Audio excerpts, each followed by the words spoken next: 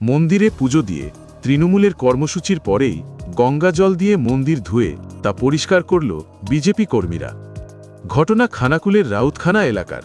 এদিন রাউতখানা শনি মন্দির গঙ্গা জল দিয়ে ধুয়ে পরিষ্কার করতে দেখা যায় বিজেপির কর্মীদের। তাদের দাবি, চাকরিচোর তৃণমূল নেতাদের নিয়ে মন্দিরে পুজো দিয়েছে তৃণমূল, যার জেরে মন্দির অপবিত্র হয়ে পড়েছে। তাই মন্দিরের পবিত্রতা রক্ষার জন্য তা গঙ্গা জল দিয়ে পরিষ্কার করলেন তারা।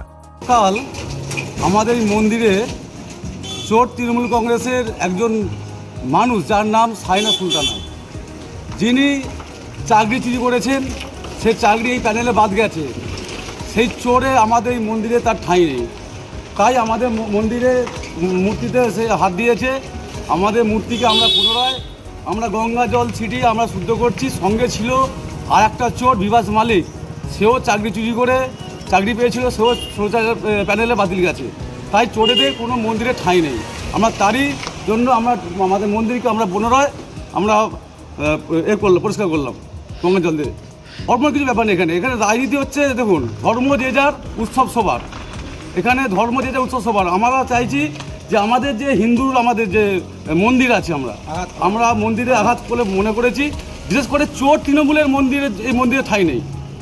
বিজেপির চোর উক্তির পাল্টা বিজেপিকে ডাকাত বলে তোপ দেগেছে তৃণমূলও। তাদের মতে, বিজেপি নিজেরাই টাকার ভাগ বাটোয়ারা নিয়ে নিজেদের মধ্যে মারধর করছে, ফেরিঘাটগুলো থেকে কোটি কোটি টাকা চুরি করছে। তাই তাদের মুখে অন্যকে চোর বলা মানায় না।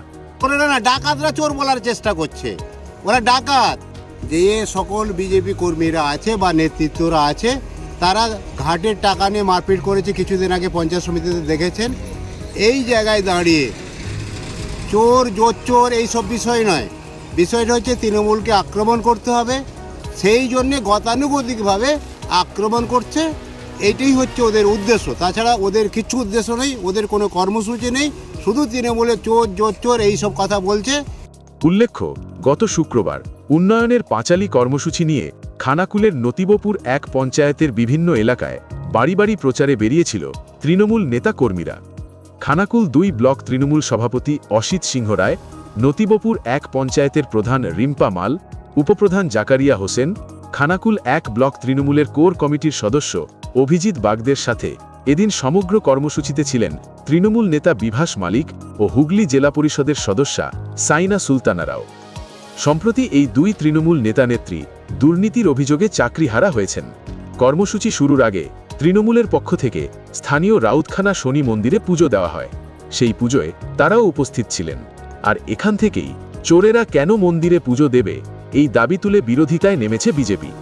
এদিনের ঘটনার পর শাসক বিরোধী তরজায় নতুন করে উত্তেজনা ছড়িয়েছে খানাকুল জুড়ে।